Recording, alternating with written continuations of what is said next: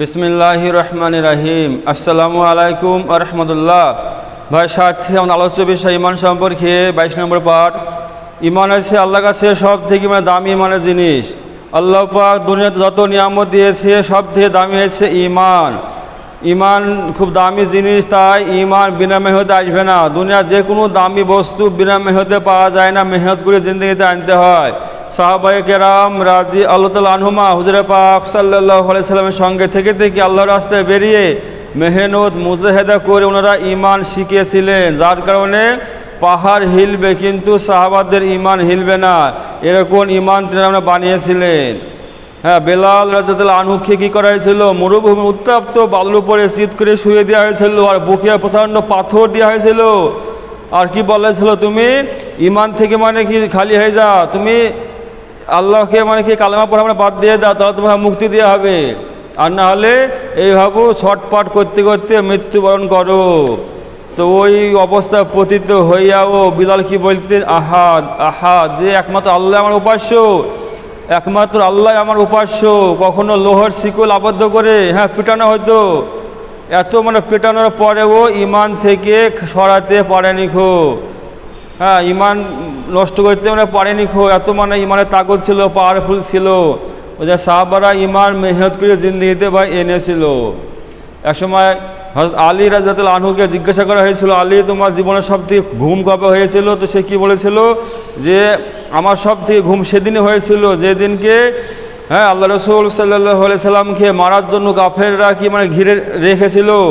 আর আল্লাহ রাসূল আমাকে বলেছিল, আলী তুমি আমার বিছানায় চাদর মুড়ে দিয়ে শুয়ে যাও, তো আমার বিছানায় চাদর মুড়ে দিয়ে শুয়ে যাও, আর এই সমস্ত আমানতগুলো তোমার কাছে রাখো, তুমি এগুলো রাখো, আমি মদিনায় আমি তোমার কাছ থেকে নিয়ে নেব। এই বলে আল্লাহ রসুলের বিছানায় আমাকে শুয়ে দিয়ে আল্লাহ রসুল বেরিয়ে চলে গিয়েছিল।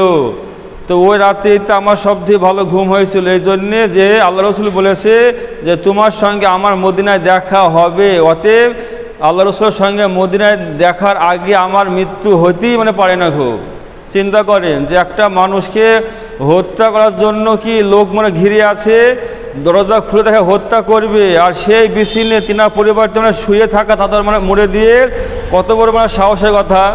কিন্তু আল্লাহর ইয়াকিন কি ছিল, বিশ্বাস কি ছিল যে মুহাম্মদ মুস্তাফা সাল্লাল্লাহু আলাইহি সাল্লাম বলেছে তোমার সঙ্গে মদিনায় দেখা হবে। তো এই যে দেখা হবে আল্লাহ রসুল বলেছে, অতএব কোনো মতেই আমার মৃত্যু হতেই পারে না খো, এই বিশ্বাস আলীর অন্তরে ছিল। তো এসে ঈমান, এসে ঈমান যে সর্ব অবস্থায় সর্ব হালতে আল্লাহ রসুল সাল্লাল্লাহু আলাইহি সাল্লামের কথাকে কি বিশ্বাস করে নেওয়া, তো অন্তর থেকে বিশ্বাস করা যে দুনিয়ার সমস্ত সব হিলে যাবে কিন্তু আল্লাহ রসুলের কথা কখনো হিলবে না, যেটা বলেছে ওটাই হবে। আর এটাকে মেনে নেওয়ার মধ্যে কি আমার কামিয়াবি আছে, যেটা আদেশ সেটা মেনে নেওয়ার মধ্যে কামিয়াবি আছে, আর যেটা নিষেধ সেটা থেকে বেঁচে থাকার মধ্যে আমার কি কামিয়াবি আছে, এটাকে একদম পরিপূর্ণ বিশ্বাস করা, এরই নাম হচ্ছে ঈমান। ওই জন্য সাহাবারা বহুত মুজাহিদা করে ওনারা ঈমান শিখিয়েছিলেন।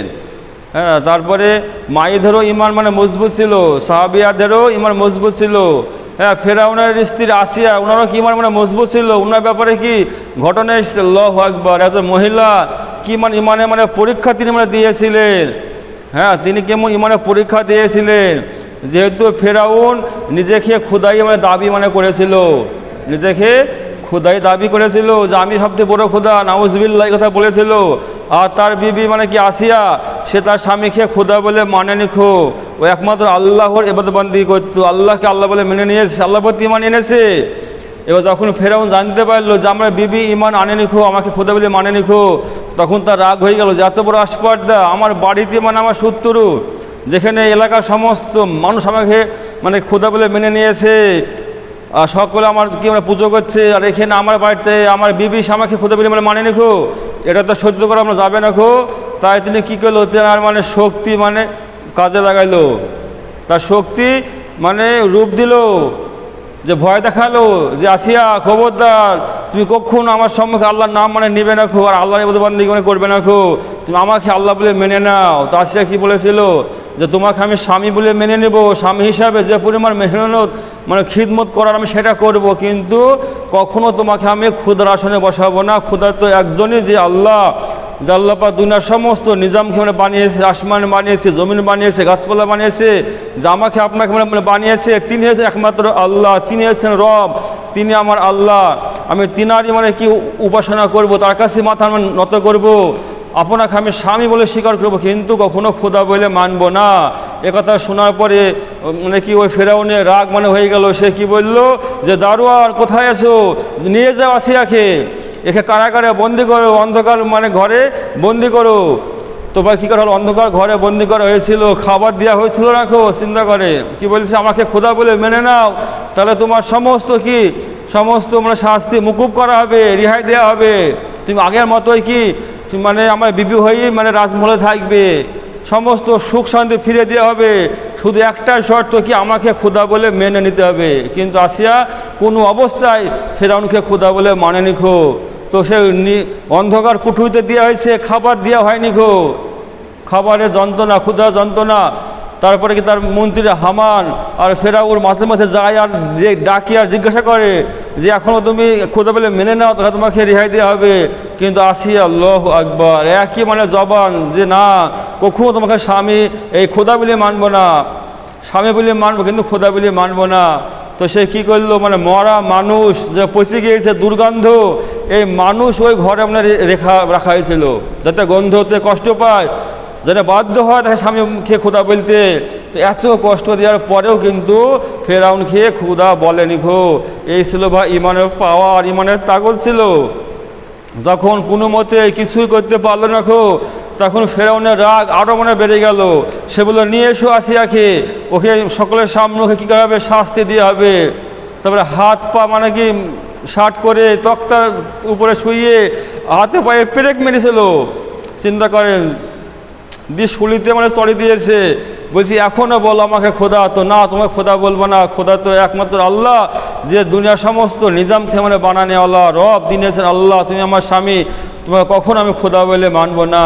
তো ভাই শুলিতে মানে চড়ে দিয়ে ওই তাজা মানুষের চামড়া মানে শিলা হয়েছিল, চামড়া শিলা হয়েছিল, তবুও খোদা বলে মানেনি খো। তো এই কষ্ট একজন মহিলা কী করে সইতে পারবে।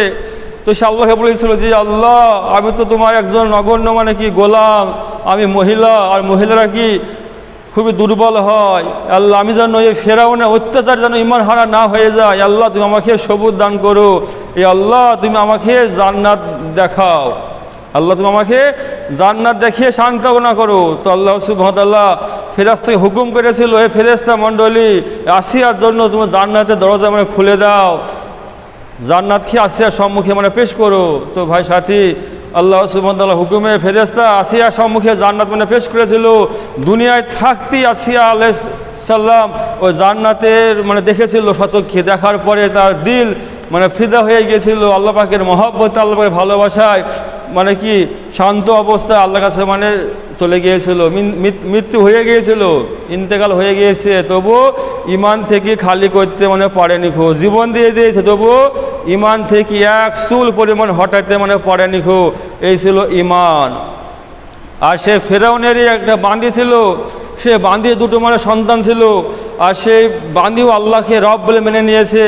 হ্যাঁ, ফেরাউনকে আল্লাহ বলে মানে নিখো। তখন ফেরাউন বুঝতে পারলো যে আমার বান্দিও এ তো মানে আসিয়ার ইমানের সঙ্গে থেকেছে, ও আসিয়ার খিদমত করেছে, ও মানে আসিয়ার সঙ্গে কি আল্লাহকে আল্লাহ বলে মেনে নিয়েছে, অতএব একেও মানে কি শাস্তি দিতে হবে।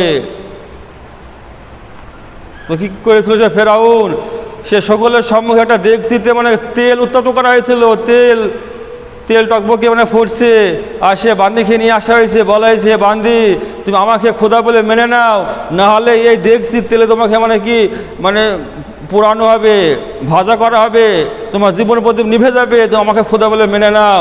তো বান্দি কী বলছো, না কখনো সম্ভব না, খোদা তো এক আল্লাহ, তোমাকে কখনো খোদা বলে মানবো না।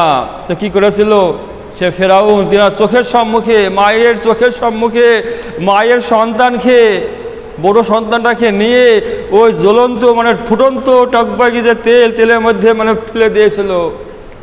চিন্তা করেন দেখি যে যেটা কত মানে কষ্ট হতে পারে, যে একটা মা যে দুনিয়ার মধ্যে সব থেকে বেশি সন্তানকে ভালোবাসে, মায়ের থেকে ভালোবাসা দুনিয়ায় কেউ মানে দিতে মানে পারবে না খো। সে একটা মা সে মায়ের চোখের সম্মুখে তার কলিজার টুকরো সন্তানকে তার কাছ থেকে ছিনিয়ে নিয়ে জ্বলন্ত দেখছিতে দিয়ে দেওয়া, কতটা মানে ধৈর্য, কতটা মানে সবুরের দরকার আছে। তো এই অবস্থা মায়ের সম্মুখে ঘটছে, জীবন চলে যাচ্ছে, তবুও ফেরাউনকে খোদা বলে মানেনি, খোঁজে না, ইমান হারাবো না, জীবন দেবো কিন্তু ইমান মানে দিব না খো।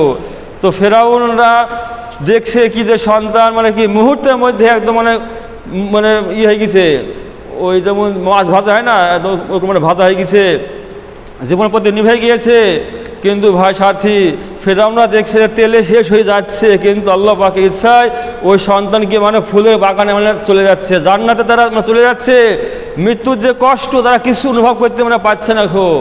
আর ওই যখন সন্তানের মৃত্যু হয়েছে, তো ওই সন্তান মাকে বলছে, এই মা স্বপ্নকে দেখতে পাচ্ছে, ওই মা বলছে যে মা আমাদের জন্যে জান্নাত অপেক্ষা করছে, তুমি ওই তোমার কথা পরে অটল থেকো, কখনো ফেরাউনকে খোদা বলবে না মা, তুমি এই ডেকচিতে জীবন দিয়ে তুমি চলে এসো।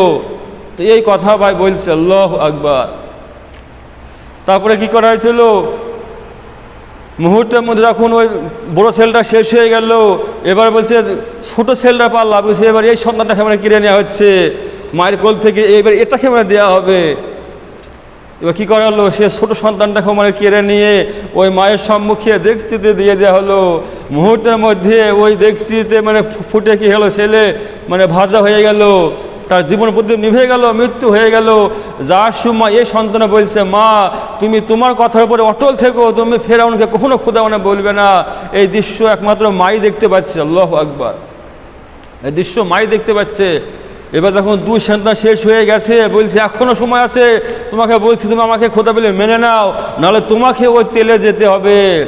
তো সে বান্দি কি বলেছিল যে আমি প্রস্তুত আছি, কোনো ক্রমেই আমি তোমাকে খোদা বলবো না, আমি জীবন দিতে রাজি আছি, কিন্তু ফেরাউন আমার একটা অনুরোধ, আমার একটা কথা তুমি শোনো, আমার মনের একটা ইচ্ছা তুমি পুরা করবে। আমার জীবন প্রতি শেষ হয়ে যাওয়ার পরে আমার এই হাড়গুলোকে, আমার ছেলের হাড়গুলোকে এক জায়গায় করে এক জায়গায় তুমি আমার পুঁতে রেখে দিবে, এটা শেষ অনুরোধ, তুমি এটা মানে করবে। তো ভাই সাথী, যখন এত মানে ভয় দেখানোর পরেও চোখের সম্মুখে দুই সন্তান মানে কি শহীদ হওয়ার পরেও তখন ইমান থেকে খালি করা যায়নি ওই মাকে, মহিলাকে, তখন সে ফেরাউন কী করলো, সেই মানে বান্দি খেয়েও ওই জ্বলন্ত দেখছি উপরে ফেলে দিয়েছে। সে মাও মুহূর্তের মধ্যে শেষ হয়ে গেছে। সুবহানাল্লাহ, ইন্না লিল্লাহি ওয়া ইন্না ইলাইহি রাজিউন। এরা কোনো পরিস্থিতিতে পড়েও ইমান থেকে ভয় খালি হয়নি খো, কেননা ইমান বাঁচানো হয়েছে ফরজ। যে কোনো মুহূর্তে, যে কোনো পরিস্থিতিতে ইমান হারানো যাবে না, ইমান নিয়েই বাঁচতে হবে, ইমান নিয়ে কবর যেতে হবে, কেননা ইমান ছাড়া আখিরাতে কোনো কিছু কাজে আসবে না। আর ভাই দুনিয়া সে ধোঁকা, এ ক্ষণস্থায়ী, মৃত্যু তো হবেই হবে। আর শহীদ নাহলে কি কাল অন্যভাবে মৃত্যু হবে, মৃত্যু তো হবেই, কিন্তু যদি ভাই ইমান হালতে মৃত্যু হয়, এ হবে কামিয়াবি মৃত্যু, এ হবে এমন একটা জিন্দেগি আল্লাহ পাক দান করবে যার পরে কোনো মৃত্যুই হবে না খো। আল্লাহু আকবার, আল্লাহ পাক লা মাহাদুদ জিন্দেগি দান করবে, সে এসে কি জান্নাত, সে এসে জান্নাত ছিল সুখময় জায়গা। আল্লাহ পাক জান্নাতে সমস্ত চাহিদা পুরা করে দিবে। ওই জন্য দুনিয়া সে পরীক্ষা জায়গা, পরীক্ষা আসবে, হালত আসবে, কিন্তু আমাকে জমে থাকতে হবে, ইমানের উপরে মজবুত থাকতে হবে, কোনো ক্রমে যেন আমার কাছ থেকে আমার আল্লাহ হুকুম মানে ছুটে না যায়। কিন্তু আজকে আফসোস, আজকে আমরা মুসলমান দাবি করছি, আমরা দাবি করছি ইমানদার, কিন্তু আল্লাহ পাকের ইমান আনার পরে সব থেকে বড় হুকুম সে নামাজ। নামাজ সম্পর্কে আল্লাহ রাসূল সাল্লাল্লাহু আলাইহি ওয়াসাল্লাম কি বলছে, যার নামাজ নাই তার দিন নাই, নামাজ ছাড়া দিন থাকে না। আর দিনের জন্য নামাজ তেমন, শরীরের জন্য মাথা যেমন। স্পষ্ট কথা, এতে কোনো ভাজ, কোনো ব্যাক ট্যাক নাই যে বুঝতে পারলাম না, এ সব কথা যে যার নামাজ নাই তার কোনো ইমান নাই, তার কোনো দিনের অংশই না। কিন্তু আজকে শতকরা 90% মানুষ নামাজ থেকে দূরে, আল্লাহ হুকুম থেকে দূরে। এই হবে কি বেনামাজি হালে দুনিয়া মানে কাটাচ্ছে, ভাবছে দুনিয়াটাই সব, দুনিয়াটাই মানে মস্ত বড়। আল্লাহ আকবার, আল্লাহ থেকে মাফ করুক, আল্লাহ থেকে ছুঁই মানে বুঝ দান করুক। হ্যাঁ, যে আমাদের পূর্বপুরুষগণ দিনের জন্য দুনিয়ার সব কিছু ত্যাগ করেছে, কিন্তু আল্লাহ হুকুম খেয়ে ছাড়েনি গো। আর আজকে আমরা কী করছি, বিনা দ্বিধায় আল্লাহ হুকুম খেয়ে লঙ্ঘন করছি। আল্লাহ আমাদেরকে বুঝ দান করুক। তো ভাই এই হয়েছিল কি হযরত ফেরাউনের মানে বান্দির ঘটনা এবং তার বিবির মানে ঘটনা। এরকম মানে মুসিবতে কষ্টতে থাকার পরেও আল্লাহু আকবার ওদেরকে ইমান থেকে সরাইতে পারেনি খো। তো ভাই যখন আল্লাহ সুবহানাহু ওয়া তাআলা হযরত মুহাম্মদ মুস্তাফা সাল্লাল্লাহু আলাইহি সাল্লামকে মানে মেরাজে নিয়ে যাচ্ছেন। আল্লাহু আকবার। আল্লাহর রাসূলকে আল্লাহ পাক মেরাজে নিয়ে যাচ্ছেন ফেরেশতা জিবরাইলের সঙ্গে করে। তো প্রথম আসমানে গিয়েছে, যাচ্ছে, তো একটা সুন্দর খুশবু বাইর হচ্ছে, খুশবু। তো মুহাম্মদ মুস্তাফা সাল্লাল্লাহু আলাইহি সাল্লাম বলছে, ভাই জিবরাইল, এটা কুশের মানে সুগন্ধি, কিসের খুশবু? তো জিবরাইল কি বলছে, যে হচ্ছে ফেরাউনের বান্দির মানে খুশবু। ফেরাউনের বান্দি আর তার ছেলের যে মানে লাশ, যে মানে হাড়গুলো খেয়ে মানে গুছিয়ে মানে মাটিতে মানে কবর দেওয়া হয়েছিল, সেখান থেকে সুগন্ধি বাইর হচ্ছে। আল্লাহু আকবার। চিন্তা করেন যে মর্যাদা কোথায় দিয়েছে আল্লাহ সুবহানাহু ওয়া তাআলা। কত বছর পরে আল্লাহ রসুল মানে কি ওই এতে যাচ্ছে মেরাজে, তবুও ওখান থেকে খুশবু আসছে, আর আল্লাহ রসুল সাল্লাল্লাহু আলাইহি সাল্লাম সে খুশবু পাচ্ছে। সুবহানাল্লাহ। এই হচ্ছে ভাই দিনের জন্য কি মানে শহীদ হয়েছে, জীবন দিয়েছে, কিন্তু ইমান থেকে কখনো খালি হয়নি খো। আর আজকে আমরা বিনা কারণে আজকে আমরা ইমান থেকে দূরে হয়ে যাচ্ছি, আল্লাহ হুকুম থেকে দূরে, দুনিয়ার কাজে আমরা মশগুল হয়ে যাচ্ছি, দুনিয়াখানা বড় মনে করছি। কিন্তু ভাই দুনিয়ার কাছে ধোঁকা আর কোনো মূল্যই নাই। দুনিয়ার দাম যদি আল্লাহর কাছে একটা মাসার ডানা বরাবর থাকতো, তো আল্লাহ পাক দুনিয়ার কোনো বেঈমান কাফেরকে এক ঢোক পানি পান করাতেন না। ভাই এই দুনিয়ার কোনো মূল্যই নাই, এই কথা দিলে ভাই রাখতে হবে। আসল জিন্দগি তো আখেরা, যেটা মৃত্যু দিয়ে শুরু হবে, তারপর আর মৃত্যু হবে না। তার জন্য আমাদের চিন্তা ভাবনা মেহনত ফিকির করতে হবে। আর এই জন্য ভাই ইমান মানে বানাইতে হবে। ইমান ঘরে বসে বানবে না, এই জন্যে আল্লাহ রাস্তায় গিয়ে সময় লাগাইতে হবে। আল্লাহ রাস্তায় সময় না লাগাইলে, বাহির না হইলে কখনোই দিনের বুঝ আসবে না। আল্লাহ পাক বলছেন, যারা আল্লাহর আমার রাস্তায় মেহনত মুজাহিদা কুরবানি করবে, তাহাদেরকে আমি এমন বুঝ দান করব, যারা মেহনত মুজাহিদা করে না এদের অনুভূতিতে আসবে না। এরা খুঁজে হয়রান হয়ে যাবে যে এ বুঝ কোথায় পেল, মানে কোথা থেকে বলছে, মানে কি ও খুঁজে মানে পাবে না যে কোথা থেকে বলছে, মানে পেলো কোথায়, এসে আল্লাহকে মানে বুঝ। ওই জন্য এমন বুঝ দিবে আল্লাহ পাক। ওই জন্য আল্লাহ রাস্তায় সময় ভাই লাগাইতে হবে, বাড়তে বসতে কি ইমান তৈরি হবে না। ওই জন্য ইমান ভাই আমাদের জিন্দিতে আনতে হবে। ওই জন্য ভাই মসজিদের সঙ্গে সম্পর্ক গড়তে হবে। ইমান বানানো জায়গা হয়েছে মসজিদ, মুমিনের কেন্দ্র হয়েছে মসজিদ, মুমিনের দিলে শান্তি আছে মসজিদে। ওই জন্য মসজিদের সঙ্গে যোগাযোগ রাখতে হবে। আল্লাহ রসুল সাল্লাল্লাহু আলাইহি সাল্লাম বলছে যে এই ব্যক্তিকে ইমানদার বলতে পারো যে ব্যক্তি বেশি বেশি মসজিদে যায়। তোমার সাক্ষ্য দিতে পারো, বলতে পারো ওই ব্যক্তি ইমানদার, কেন ও বেশি বেশি মসজিদে যায়, এটা ইমানদারের লক্ষণ। ইমানদার কখনো মসজিদ থেকে দূরে থাকবে না, ইমানদার মসজিদে অবশ্যই যাবে। মুমিনের কেন্দ্র হয়েছে মসজিদ। আজকে আমরা মসজিদ থেকে দূরে, যার জন্য আজকে আমরা নাকামিয়াব, আজকে আমরা ক্ষতিগ্রস্ত। আর সারা বিশ্বে মুসলমানদের কি অবনতি, ধ্বংস চলছে, কেন? এরা মসজিদ থেকে দূরে যার জন্য। একশোর মধ্যে 100 যদি মসজিদের সঙ্গে সম্পর্ক হয়ে যায়, আল্লাহ পাকের সাহায্য মদত মানে আসবে, সমস্ত বাতিল কি হয়ে যাবে, শেষ হয়ে যাবে। কোনো বাতিল কোনো শক্তি টিকবে না। সারা বিশ্বের সমস্ত বাতিল আজকে মাকড়সার জালের মতো, এর কোনো শক্তি নাই, সমস্ত শক্তি নিষ্ক্রিয় হয়ে যাবে ঈমান আল্লাহর সম্মুখে। ঈমান আল্লাহর সম্মুখে এই সমস্ত সব মানে কি শেষ হয়ে যাবে। আল্লাহ তো সেই আল্লাহ, আল্লাহ সুবহানাহু ওয়া তাআলার সিদ্ধান্ত কি মানে এক থাকবে, যেটা আল্লাহর সিদ্ধান্ত ওটাই হবে। আল্লাহর সিদ্ধান্তকে এক বিন্দু মাত্র টলাইতে পারবে না এক বিন্দু টলাইতে পারবে না ফেরাউনের জামানায় ফেরাউনের যারা ছিল জ্যোতির্বিদ, তারা কি বললো যে ফেরাউন তোমার খুব মানে খারাপ খবর আছে, কিছুদিনের মধ্যে একটা মানে কি মানুষ আইবে তোমার এই দেশে, সে তোমার রাজ্যকে মানে কি তছনছ করে দিবে, তাকে রুখতে হবে। তো সে অল্প কয়েকদিনের মধ্যে তার মায়ের গর্ভে যাবে। তো ফেরাউন কী করেছিল, স্বামী স্ত্রীর মিলামেশা বদ্ধ করে দিয়েছিল, আলাদা আলাদা কিনে শুতে দিয়েছিল বিভিন্ন জায়গাতে, এক জায়গায় মানে মিলন হবে না। এত ভয় কড়াকড়ি করার পরেও রুখতে মানে পারেনি তারপরে কি বলছে যে সন্তান যারা হবে হত্যা করতে হবে, মহিলাদেরকে জীবিত রাখতে হবে আর পুরুষকে হত্যা করতে হবে। তো ভাই লাখ লাখ সন্তানকে হত্যা করেছিল ফেরাউন, কিন্তু আল্লাহ পাকের সিদ্ধান্ত কি যে আল্লাহ সুবহানাহু ওয়া তাআলা মুসা আলাইহিস সালামকে দুনিয়ায় মানে পাঠাবে ফেরাউনের এগেনস্টে, ফেরাউনকে দিনের দিকে আহ্বান করবে, ফেরাউনকে সঠিক পথে ফিরে আনার জন্য নবী হিসেবে পাঠাবে মুসা আলাইহিস সালামকে। আর এই মানে ভবিষ্যৎবাণী মানে জানতে পেরে মানে চেষ্টা করছে যে না রুখবো, আসতে দিব না, কিন্তু ভাই রুখতে মানে পারেনি। আল্লাহ পাকের কি কুদরত, আল্লাহ পাকের কি মানে ক্ষমতা, আল্লাহ পাকের মানে পরিকল্পনা কত মানে সূক্ষ্ম, কোনো মানুষের চিন্তা ভাবনা করতে পারবে না। আল্লাহ পাক কি বলছে যে তুই ফেরাউন, তুই আমার কথাকে তুই রুখবি, আমি তো সেই আল্লাহ যে তোর দুশ্মনকে মুসাকে তোর বাড়িতে তোর অর্থতে এবং তার নিজের মায়ের কোলে আমি নিজের মায়ের দুধ পান করিয়ে বড় করব, আমি তো সেই আল্লাহ। তো আল্লাহ পাকের সিদ্ধান্ত টলাইতে পারেনি। ঘটনা পরে লম্ব, তাই কি না? আল্লাহ পাক দেখিয়ে দিয়েছে বিশ্ববাসীকে, এগুলো আমাদের জন্য সবক। এগুলো দেখে কি আমাদের বুঝতে হবে, এর প্রতি ঈমান আনতে হবে, এই নবীদের ঘটনা দেখতে হবে। আল্লাহ পাকের কত সিদ্ধান্ত অটল, এক যারা পরিমাণে কি কেউ টলাইতে পারেনি। তো কি হয়েছে, আল্লাহ সুবহানাহু ওয়া তাআলা ওই মুসা আলাইহিস সালামকে ফেরাউনের বাড়িতে, ফেরাউনের অর্থতে এবং নিজের মায়ের কাছে, নিজের মায়ের কোলে নিজের মায়ের দুধ খেয়ে আল্লাহ পাকে বড় করেছে। আল্লাহু আকবার।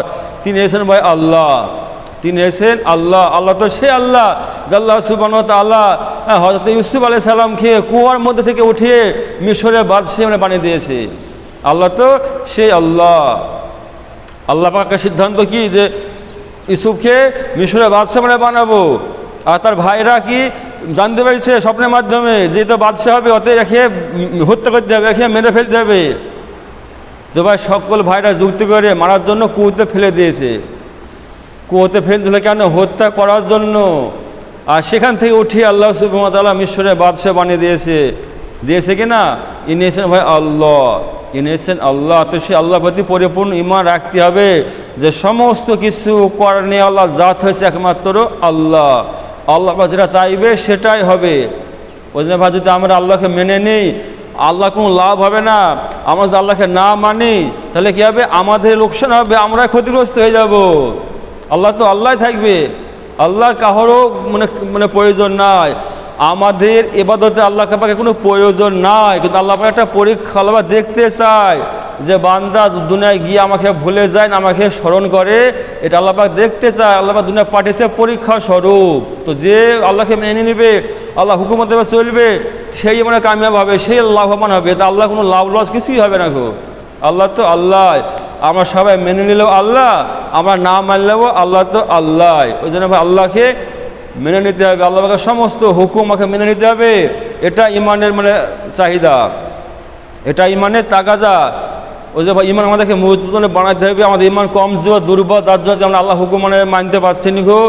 ওই জন্য ভাই ঈমান বানাতে হলে খেতে হবে, বেশি বেশি আল্লাহকে কথা বলতে হবে, আল্লাহ এবং শুনতে হবে কানে, আল্লাহকে কথা শুনতে হবে এবং এই সৃষ্টি জগৎ নিয়ে ভাবতে হবে যে আল্লাহু আকবার। এ সমস্ত কিছু বানিয়েছে কি আল্লাহ সুবহানাহু ওয়া তাআলা বানিয়েছে। আসমান আল্লাহ বানিয়েছে, জমিন আল্লাহ বানিয়েছে, গাছপালা, এ সমস্ত কিছু বানানো আল্লাহ রব হয়েছে আল্লাহ। এই সৃষ্টি জগৎ দেখে চিন্তা করতে হবে, ভাবতে হবে, আর বেশি বেশি কালেমা পড়তে হবে, লা ইলাহা ইল্লাল্লাহু মুহাম্মাদুর রাসূলুল্লাহ। আর এই কালেমার দাওয়াত অপরকে দিতে হবে, বলতে হবে। আর তালিমে বসে তালিমে শুনতে হবে, আল্লাহ রাসূলের কথা শুনতে হবে, জান্নাত জাহান্নাম এই কথা বারবার শুনতে হবে, বলতে হবে। তো কী হবে? আমাদের ঈমান বাড়বে, ঈমান আমাদের মজবুত হবে। বারবার ব্লক হওয়ার মাধ্যমে কী হবে? ঈমান মজবুত হবে। আর ব্লক হওয়া না থাকলে কি হবে? ঈমান আমাদের আস্তে আস্তে আস্তে পুরাতন হয়ে যাবে এবং ঈমান একদম শেষ হয়ে যাবে। বেশি বেশি আল্লাহর কথা বলা খাওয়া করা, বেশি বেশি মুজাকারা করা, বারবার বলা, আবার বলা। আল্লাহ রাসূল সাল্লাল্লাহু আলাইহি ওয়াসাল্লাম বলছে তোমাদের ঈমানকে তাজা করো। সাহাবারা বলছে আমরা ঈমানকে কেমন করে তাজা করবো? আল্লাহ রাসূল সাল্লাল্লাহু আলাইহি ওয়াসাল্লাম কি বলছেন? তোমরা বেশি বেশি কালেমা লা ইলাহা ইল্লাল্লাহু বলতে থাকো। তো কী হবে? ঈমান তাজা হবে, ঈমান পাওয়ারফুল হবে। আর ঈমান পাওয়ারফুল হয়ে গেলে আল্লাহর সমস্ত হুকুম মানা সহজ হবে। যেমন কারেন্টে ভোল্ট থাকলে ও সমস্ত কাজ করাবার চলে, দেখে না? ও কলকারখানা চলে, পাখা ঘুরে, মোটরে পানি ওঠে, সমস্ত ঠিকঠাক চলে যদি কারেন্টে ভোল্ট থাকে। আর কারেন্টে লো ভোল্ট হলে কী হবে? ও কোনো কাজই হবে না, নামমাত্রই কারেন্ট আছে কিন্তু কোনো কাজ হবে না। তো ভাই আজকে আমাদের ঈমান মেহনত না করার কারণে, ঈমান না শেখার কারণে আজকে আমাদের ঈমান পাওয়ারফুল থেকে পাওয়ারলেস হয়ে গেছে। আমাদের ঈমান পাওয়ারলেস হয়ে গেছে। আমাদের মানে কোনো পাওয়ার না যে পাওয়ার আমাকে হারাম থেকে বাঁচাবে, আল্লাহ হুকুমের মধ্যে দাঁড় করাবে, সেই পরিমাণ ঈমান আমাদের নাই। ওই জন্য ভাই আমাদেরকে ঈমানের রাস্তায় বেরিয়ে ঈমান শিখতে হবে, আল্লাহর রাস্তায় বাইরে হয়ে যাবে এবং আল্লাহর সাথে দোয়া করতে হবে যে আল্লাহ আমাকে সাহাবালা ঈমান দান করো। আল্লাহ পাক ঈমান বলছে যে ঈমান নিয়ে এসো, কোন ইমান? যে ইমান সাহাবা কিরামগণ নিয়ে এসছে আমাদের সম্মুখে, ইমানের কোয়ালিটি দেওয়া আছে কি, যে সাহাবারা ইমান আনতে হবে যেমন ইমান সাহাবারা এনেছিল। সাহাবারা এমন ইমান এনেছিল যে কোনো মুহূর্তে যে কোনো পরিস্থিতিতে ইমান থেকে আলাদা করা যায়নি। হ্যাঁ, রাষ্ট্রীয় ক্ষমতা মানে চাপ দেওয়া হয়েছে তবুও ইমান থেকে খালি করতে পারেনি। লোভ দেখানো হয়েছে তবুও ইমান থেকে খালি করতে পারেনি। খ্রিস্টান বাদশাহ কি বলছে যে তুমি ইমান থেকে খালি হয়ে যাও, তুমি ঈসা ইমানে কবুল করে নাও, তোমাকে কী করা হবে? আমার দেশের অর্ধেক ভাগ দেওয়া হবে আর আমার কন্যার সঙ্গে তোমার বিবাহ দেওয়া হবে। তো তবু এত লোভ দেখানোর পরেও 1 সেকেন্ড ইমান থেকে খালি করতে পারেনি। জবাব কি দিয়েছে? যে আরে বেকুব, যে তোর সামান্য গন্ধ দুনিয়ার জন্য আমি এই ইমান থেকে খালি হয়ে যাব? তোর এই রাজ্যর মানে পরিবর্তে এবং তোর সুন্দরী মেয়ের মানে পরিবর্তে চোখের এক পলক পরিমাণ সময় আমরা ইমান থেকে খালি হইতে পারবো না। আমরা ইমান থেকে খালি হইতে পারবো না। এরকম বা ইমান মানে বানিয়েছিল, এরকম ইমান আমাদের বানাইতে হবে। আল্লাহ বলছে ইমান নিয়ে এসো কামা আমানার নাস, ইয়া আইয়ুহাল্লাযিনা আমানু কামা আমানার নাস। হে ইমান আলো, ইমান নিয়ে এসো। বা আমাদেরকে আল্লাহ বলছে ইমান আল্লাহ, আমরা ইমান আল্লাহ, আমাদের ইমান আছে, কিন্তু বলছে যে ইমান আছে সে ইমানটা যথেষ্ট নয়, যার জন্য আল্লাহ বলছে ইমান নিয়ে এসো। ইমান আল্লাহ, ইমান নিয়ে এসো। আমাদের ইমান তো অবশ্যই আছে, যার জন্য আল্লাহ ইমান আল্লাহ বলে ডাকছে যে ইমান আল্লাহ। তারপরে কি বলছে? ইমান নিয়ে এসো। তারপরে ইমান কম আছে, ইমান দুর্বল আছে। যে ইমান আমাদের আছে এই ইমানটা আমাদের জন্য যথেষ্ট নয়, জাহান্নাম থেকে বাঁচাতে পারবে না। এই ইমানে পুলসর পার করতে পারবে না, এই ইমানে জান্নাতে নিয়ে যেতে পারবে না। যার জন্য কি ইমানকে বাড়াইতে হবে, মানে মেহনত করতে হবে। যার জন্য আল্লাহ বলছে ইমান আল্লাহ, ইমান নিয়ে এসো। মানে ভাই ইমান আমাদের আছে, সেই ইমানকে মেহনত করি, শিখতে হবে। ইমান ভাই শিখতে হয়। আজকে দুনিয়ার সব কিছু শিখতে হয়, জানতে হয়, বুঝতে হয়, তাই কি না? কিন্তু ভাই যে ইমান আমাকে দুনিয়া আখিরাতে কামিয়াবি দান করবে সেই ইমান শিখতে হবে না? ভাই সেই ইমান আমাদের শিখতে হবে। যে ইমান কিসে নষ্ট হয় জানতে হবে। হ্যাঁ, ইমান কোথায় খুঁজে যায় এটা জানতে হবে, বুঝতে হবে, এবং ইমানকে হেফাজত করতে হবে। কিসে ইমান হেফাজত থাকবে সেটা আমাদেরকে জানতে হবে, বুঝতে হবে। কী করবো ভাই ইনশাল্লাহ? ওই জন্য আল্লাহ সুবহানাহু ওয়া তাআলা আমাদের প্রত্যেককে কবুল করুক এবং দিনের সহি বুঝ দান করুক এবং ইমানের মূল্য জেনে ইমানের হক মানে আদায় করে আল্লাহ পাকে সন্তুষ্ট নিয়ে আল্লাহর কাছে যা তৌফিক দান করুন, আল্লাহুম্মা আমিন। তো ভাই ইমান সম্পর্কে তো বহুত কথা আলোচনা হয়েছে, আলহামদুলিল্লাহ 11 নম্বর পার্ট চলছে। তো ইনশাল্লাহ এই পর্যন্তই ইমানের চ্যাপ্টার। আগামী দিন ইনশাল্লাহ নামাজ সম্পর্কে কথা হবে। আগামী 23 নম্বর পার্টে ইনশাল্লাহ নামাজ সম্পর্কে কথা হবে। আমরা সকলে ধ্যানের সহিত এই সমস্ত বিষয়গুলো শুনতে থাকবে ইনশাআল্লাহ। আল্লাহ আমাদের প্রত্যেকে কবুল করুক, আল্লাহুম্মা আমিন, আল্লাহুম্মা আমিন। ভাই আমাদের এই কথা মনে রাখতে হবে, বারবার বলছি যে দুনিয়া সে ক্ষণস্থায়ী কোনো মূল্যই নাই। আসল জিন্দেগি আখিরাত মৃত্যু দিয়ে শুরু হবে, এই কথার প্রতি আমাদের পরিপূর্ণ বিশ্বাস থাকতে হবে। আর এই কথা মানে বিশ্বাসের প্র্যাকটিক্যালি দিক, আমলের দিক, সেটা হচ্ছে এটাই যে আমার পরিশ্রম, আমার মেহনত, আমার দৌড়ঝাঁপ বেশি হবে দিনের জন্য, দিনের ব্যাপারে। সকাল থেকে সন্ধ্যা হ্যাঁ দুনিয়ার পেছনে গাধার মতো খাটবে এমন কিন্তু নয়, এটা ইমানদারের কাজ নয়। যে আখিরাতকে বিশ্বাস করে সে অবশ্যই বেশি মেহনত করবে আখিরাতের জন্য। ওই জন্য ভাই সারা বিশ্বে যে মেহনত চলছে, জামাত আল্লাহ রাস্তায় বাইর হয়েছে যে কি 50-50 সব মাস আল্লাহ রাস্তায় সময় লাগাইছে, আর সব মাস মানে কি সংসারের কাজকর্ম করছে। অনেকে কি 4 মাস লাগাইছে, প্রত্যেক বছর 4 মাস সময় লাগাইছে আল্লাহ রাস্তায়, আর 8 মাস দুনিয়ার কাজকর্ম করছে। তো এরকম আমাকে জীবনের রুটিন মানে বানাইতে হবে। একটা সময় জীবন দিন থেকে বের করে আল্লাহ রাস্তায় 4 মাস মিনিমাম সময় লাগিয়ে আমাকে এই দিনের বুঝ হাসিল করতে হবে। আর এই দিনকে হ্যাঁ বুঝে চলার জন্য যে মানে রোজ মানে বানানো হয়েছে যে প্রত্যেক মাসে আল্লাহ রাস্তায় 3 দিন সময় লাগাইতে হবে। মসজিদে তালিমের সঙ্গে জুড়তে হবে, বাড়িতে তালিম করতে হবে, বাড়িতে মাস্টার করতে হবে, মসজিদে মাস্টার করতে হবে, সপ্তাহে গাছ করতে হবে, এবং সপ্তাহে হালকার জোরে যেতে হবে, জেলায় যেতে হবে। এই সমস্ত যে আমাদের সিস্টেমগুলো আছে এর সঙ্গে জুড়ে থাকলে ইনশাআল্লাহ সে কী হবে, আমাদের ইমানদারের মধ্যে গণ্য হয়ে থাকতে পারবে। হাজারো কাজ আমরা সংসারে আমরা করি কি না? তো ভাই অন্যভাবে আখিরাতের জন্য আমাদের কি হাজারো কাজ মানে করতে হবে। শুধু নামাজটা পড়ে নিয়েই সব কাজ করে ফেলেছি এটা ভাবলে চলবে না। নামাজ পড়ে একটা দিনের অংশ, নামাজটা পরিপূর্ণ দিন নয়। নামাজ একটা হচ্ছে অংশ, যেটা নামাজের বিস্তর অংশ আছে। দিনের বিস্তর কি হুকুম আছে, হুকুম আছে। ওই জন্য ইমান ভাই যেমন ফরজ, ইমান শিক্ষা হয়েছে ফরজ, ইমানকে বাঁচানো হয়েছে ফরজ, ইমান বাঁচানো হয়েছে ফরজ, ইমান শিক্ষা হয়েছে মানে ফরজ। ওই জন্য আমাকে জানতে হবে ইমান কিসে নষ্ট হয়, কিসে ইমান মানে বাকি থাকে জানতে হবে, বুঝতে হবে, এবং সেই ইমানকে বাঁচানোর জন্য একটা মেহনতের সঙ্গে জুড়ে থাকতে হবে। ওই জন্য আলহামদুলিল্লাহ আল্লাহ পাকের বিশাল বড় শুকরিয়া যে এই জামানায় বর্তমানে যে একটা মেহনত মানে চালু হয়েছে, সারা বিশ্বে চলছে দাওয়াত ও তবলিগ নামে। হয়েছে কি, এর সঙ্গে জুড়ে গেলে ইনশাআল্লাহ আমার ইমান আমলের হেফাজত হয়ে যাবে। যে নকশায় বলছে সে নকশা আমাকে চলতে হবে, নিজের মন মানি করলে চলবে না।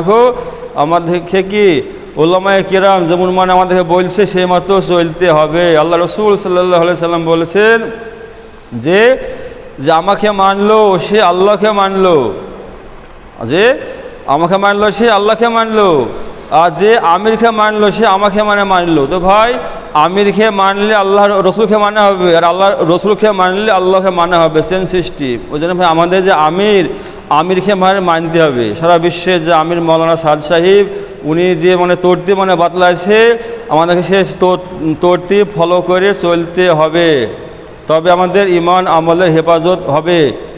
এমনি কিন্তু এই দল ছেড়ে থাকলে হবে না, দলের সঙ্গে জুড়ে থাকতে হবে।